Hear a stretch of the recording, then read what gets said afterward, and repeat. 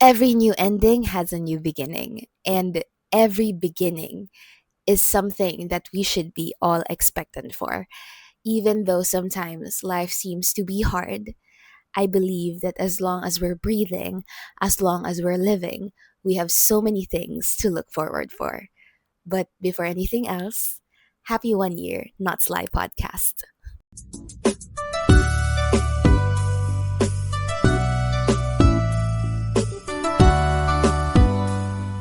What up, y'all? It's your truthcaster, Davidel Sly, and you're tuning in to Not Sly Podcast. I am a bit sure that that intro will be the last time that you'll see it because I am going to change the format of this podcast. But before anything else, happy 1 year to my beautiful, beautiful podcast. Thank you so much, everyone, for those who are tuning in. And believe me or not, there are people who are messaging me and people na natutuwa sa mga episodes ng podcast. Although sometimes I have no idea if my podcasts actually are worthy to be listened to. I mean, the episodes kasi may mga podcast kasi ako na hindi talaga ako handa. Nag-record lang ako. Tapos, nung pinakinggan ko, it somehow wasn't smooth as some other episodes were. Kasi, yun nga, wala akong outline. Tapos parang pabalik-balik lang yung thought ko. Pero, hindi ko pa, I decided to not delete it kasi na-realize ko, ano naman. Pero, ayoko din siya i-delete para sa mga tao na magsa-start pa lang sa podcast, makita niyo that there are certain things that we really start off as beginners at gusto kong makita niyo na hindi perfect yung podcast niya. And that's the point. Hindi ako perfect. So, I'm not gonna appear to be perfect. But I'm not saying na wag kayong mag-prepare. Mag-prepare kayo, definitely. Pero, hindi ko siya i-delete kasi naisip ko, it doesn't matter if it's imperfect. I just want to help you guys to know na kita niyo yung podcast ko, it was imperfect, it was unfiltered, pero it was done with the heart nonetheless. And ayokong ipakita lang yung mga good and perfect, or I mean not perfect, but yung mga best sides ng podcast ko. I wanted to show you even the downsides of it so that you can see na it's okay to start and not be perfect.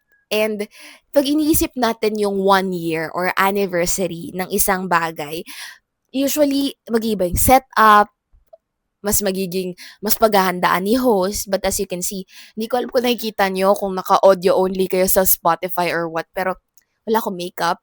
It's currently 6:22 a.m. in the morning. I'm off to work and I'm still in the same room. Hindi pa nga pantay yung pagkalagay ko ng camera, 'di ba? 'Di ba mas yung side na to yung cabinet ko, yung mahiwaga naming cabinet, may space dito sa wall, 'di ba? It's not perfect at all. Pero or baka mamaya mag-iba pa yung ano niya, yung angle niya kasi baka mamaya mag-stop at mag-full storage ako. Tapos aayusin ko na naman, magde-delete na naman ako. 'Di ba? I'm showing you that it's not perfect. And then tignan mo yung boses ko, malat pa siya, 'di ba? But ayun, but I decided to start it off like this again and just decided to record again. I'm not prepared again kasi may iba akong thought or like iba akong episode na sa isip, pero sabi ko next time na yon, ito muna. And I just wanted to start it off as how I started it off because this is where we began. And bago ko gawin yung new format, of course, gusto ko muna kayong kausapin. And I just want to thank you guys for tuning in, even though my podcast is definitely not perfect. So, salamat guys for listening. Sa mga nagsisend ng messages saying that they were encouraged, believe me, you guys are the reason why I am encouraged to continue even when I feel so inconsistent. Honestly, kasi sobrang busy lang din kasi. Start ko yung podcast ko ng 4th year talaga. I mean, magpo 4th year. Tapos ngayon, graduate na ako. Okay, mamaya na yung life update. Pero, ayun, nag-start talaga yung podcast ko July 17 last year. And then, July 17 ko to i-release ngayong 2026. 4th year ako noon. So, sobra talagang busy. Pero salamat guys for encouraging me to continue kasi you guys are the reason why I am encouraged to continue despite feeling like napaka-inconsistent and hindi masyadong maganda yung mga napro-produce ko minsan, feeling ko kasi gano'n. Pero, I will change that this year. I'll do my best to be more consistent, but I cannot promise that I can produce a podcast sa August. I mean, an episode. But I definitely will do my best to be consistent after August, and then mas pagpe-preparan ko siya and mas mag-iiba medyo yung format. Pero the goal of the podcast would remain the same. So, yeah, yun lang for 5 minutes of yapping. But thank you so much, guys, once again for being here and for celebrating my 1 year with me. And life update, I technically graduated, but magmamarch ako sa July 22. I'm already working and I'm already a CHRA na pumasa ako sa board exam. Thank you, Lord. I mean, sa board exam. I mean, pumasa ako sa certification exam. Thank you, Lord. And thank you, Jesus talaga kasi hindi talaga ako masyadong nakapag-review noon. Pero si Lord lang talaga nag-sustain sa akin all throughout. So, ano pa ba? 1 year na ang podcast. um, and yeah, ang dami ko pang ginagawa at inasikaso ngayon. Marami pa akong pinagpreparean. And I'm handling all these major transitions. And by the way, send off namin today, July 16. And I'm off to work as I've mentioned a while ago. Pero mamaya-maya na mag-aayos, mag-aano pa ako mamaya, 'di ba? But yeah, sobrang dami nangyayari sa akin ngayon. Minsan overwhelming, but I realized that the things that I am being tired about are the things that I actually prayed prayed to God for. So I am so grateful to Jesus because He's the one who sustained me all throughout. And gusto ko lang i-read sa inyo yung chapter sa Bible na nilid sa akin na ipabasa sa akin ni Lord noong March 12. So, noong March 12, iyak ako ng iyak nun kasi, iyak ako ng iyak before March 12 kasi ito yung word na binigay sa akin ng Panginoon. Sabi niya, okay, fine, whatever. March 12 is my birthday. Tapos, may nag-appear na song sa Spotify na ang title ay 23 from David, and si David ay pinangalan ako after him. So, it's from the movie Young David. Tapos, ang reference na scripture ng song na yon is Psalm 23. So and it's something na kilalang-kilala din sa Bible, kilalang-kilala din ng mga tao na chapter sa Bible. Pero sobra talaga siyang nag-speak personally kasi nga alam kong mag-handle ako ng napakaraming major transition sa life ko. And ayun nga, no, ayun, sobra talagang daming nangyari. From being a president of an organization, from being a college student, ngayon hindi na ako student, tapos work na yung inaatupag ko, hindi na org. Alam mo yun? Ang dami talagang nangyayari sa akin. So, but do you know that every single prayer na talagang major na pinagpe-pray ko, binibigay ng Panginoon? Kaya tapos kahapon, when I was at work, may lumabas na song, pinakinggan ko lang habang nasa work, habang background music siya habang nag-work. Ang title niya, Another Miracle ng Elevation Worship. Tapos yung message is, there is another miracle on the way. And I'm praying for certain things again. Certain things, kasi madami siya. But and believe me or not, that message, the message of the song, I'm so expectant for it. I believe God is really moving. So, anyway, let me read Psalm 23. Sabi dito, the Lord is my shepherd, I shall not want. He makes me lie down in green pastures. He leads beside still waters. He refreshes my soul. He guides me along the paths for His name's sake. Even though I walk through through the darkest valley, I will fear no evil, for you are with me. Your rod and your staff, they comfort me. You prepare a table before me in the presence of my enemies. You anoint my head with oil. My cup overflows. Surely your goodness and love will follow me all the days of my life, and I will dwell in the house of the Lord forever. And Psalm 23 is written by David. Ang galing lang. Sinulat ko siya ng buo sa journal ko. Ang ganda ng journal ko, tingnan niyo. Di ba? Ang cute. Pero hindi ako marunong talaga mag-journal. Nagsusulat lang ako. Tapos di rin ako consistent. But I'll be more consistent after talaga ng mga ganap ko sa buhay. Tapos, sobrang siguro that's something that I want to remind you about. Very short lang 'tong podcast ito, episode ito. Um, the Lord is with you. Lagi ko 'to sinasabi, I don't know what you believe in, pero ang Panginoon gagabayan ka niya sa bawat season ng buhay mo. Whether you're handling a major transition today for my co-graduating students there, I know we're all in a transition phase and mahirap siya. But in this season, I want to remind you that Jesus loves you and Jesus is with you. And I want to remind you that even though we walk it through the darkest valley, we shall fear no evil because the Lord is with us. He is our shepherd. Alam niyo yun, the sheep are somehow, sometimes parang very, di nila talaga alam kung saan sila pupunta. Pero may shepherd, and that is Jesus, that is the Lord. So I hope that you are encouraged that no matter what season you are in, and no matter what you are feeling today, overwhelmed, existential crisis, or what, God is with you. And as you deal with this transition of your life, may you be reminded that you are not alone in this. Lagi ko to sinasabi. And your capabilities of doing it, alam mo yon, will sometimes falter. But if you depend on the Lord and if you give Him, if you surrender yourself to Him, you will definitely find a newfound strength, a strength that will sustain you for ages because His strength never runs out. Tayo magfe-fail ang strength natin, but His strength, when we depend on Him, patuloy na patuloy niya tayong isusupply nito. And at the same time, gusto ko lang ipakita sa inyo, nakita ko 'to yesterday yata, ta's nakita ko lang ulit sa lapag and nakalagay dito, "Things I am super grateful for today." Hindi ko alam kung kailan ko 'to sinulat ta's may nakalagay na Psalm 116. Um, hindi ko alam kung ano exactly yung hindi ko na maalala kung ano exactly yung nasa verse kasi wala dito. Pero nakalagay dito, parang reflection ko ata 'to noong time na 'yon. "I cannot return anything to the Lord, yet I will praise Him. He saved me, set me free, set me free, no longer bound." Wow! Tas nakalagay dito, things I'm grateful for nung sinulat ko 'to.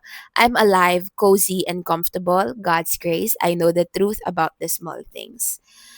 Tapos nakalagay dito, ito pala yung verse. Ay, hindi pala. Hala, ang gulo talaga. Wait lang. Pero may nakalagay pa dito, "As I am hope, I have sent you to bring my hope to to the nations." I think ito yung spinik sa akin na word ng Lord during that time.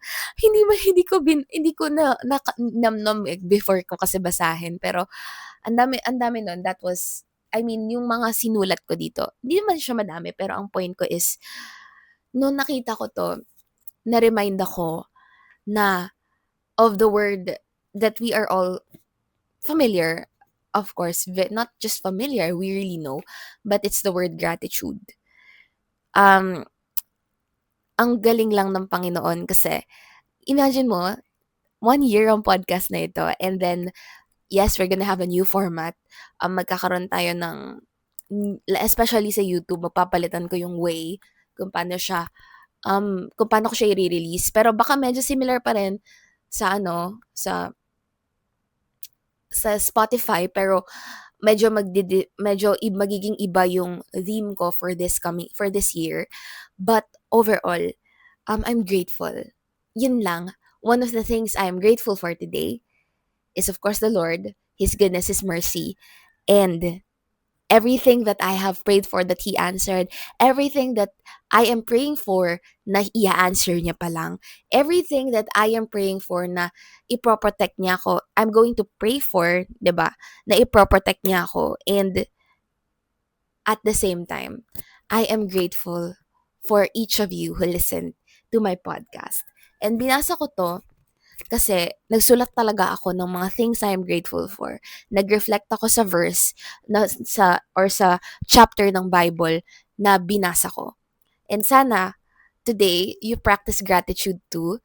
Practice if you're a Christian, I'm reminding you today to read your Bible and be grateful for it. Ako nag-read ako ng Bible before ko 'to. Um before ko i-record tong podcast na to, it was about Nehemiah. Um, merong nag-o-oppose sa pag-rebuild nila ng walls ng nung na sira before. But here's one thing that I've learned from it. Whatever you're building, be grateful for it. Whatever the future holds, be grateful for it. And as you build your future together with the Lord, be grateful for it. And no matter what opposes you, be reminded that you must not stop. Never mind the bashers. Dead ma sa bashers, ganon.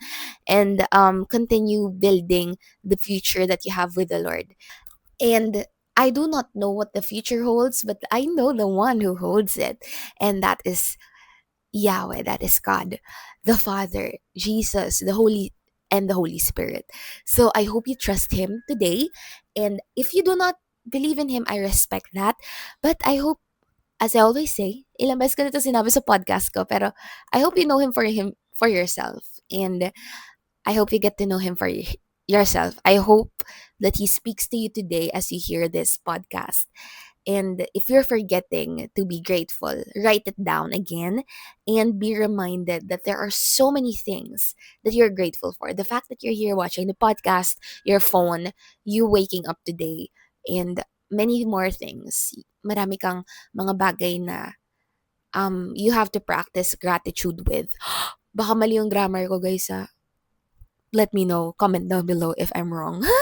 Pero ayan lang, actually the purpose of this episode is to just really thank you guys and of course, most importantly, thank the Lord. Especially nakita ko nga tong nakalagay na things I am grateful for. Definitely, sabi ko nga kanina, I cannot return anything to the Lord but I will praise Him. Lahat ng meron ako galing sa Kanya, so I can really never outgive Him. I cannot really, anong tawag dito?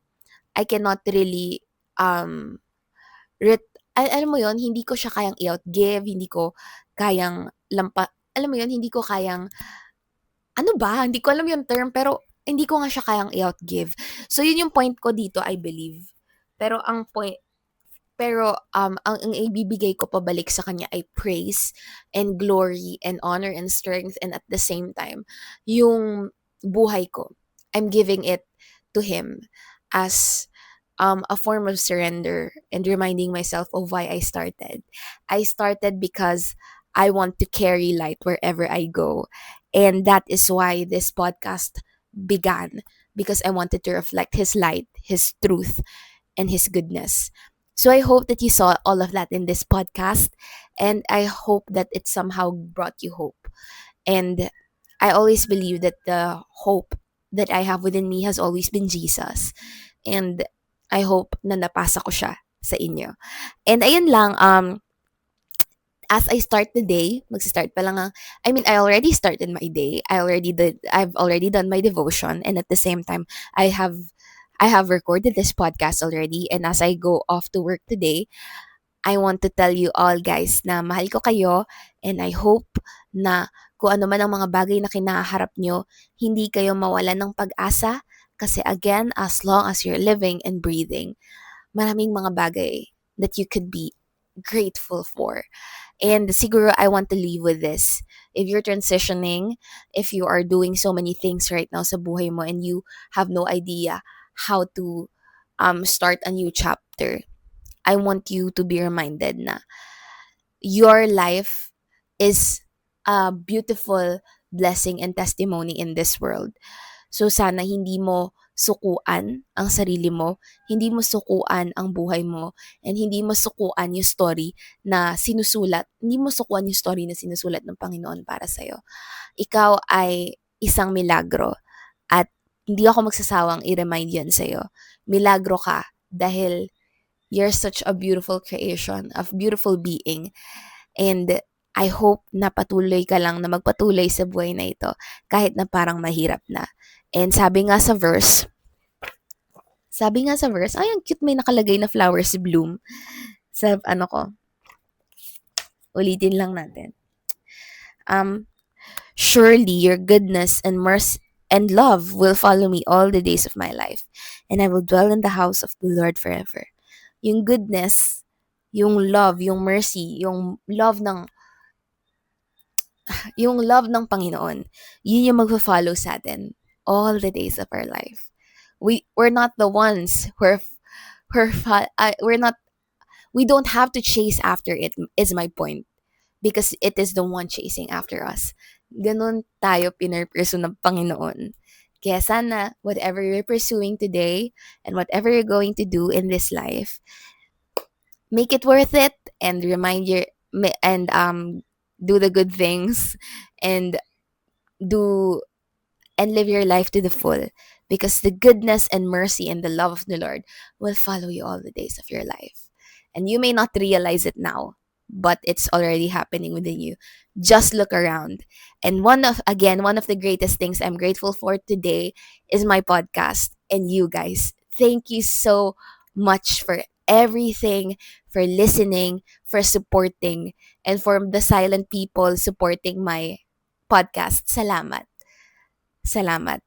Thank you so much for everything. And again, magpapalit ako ng format sa YouTube.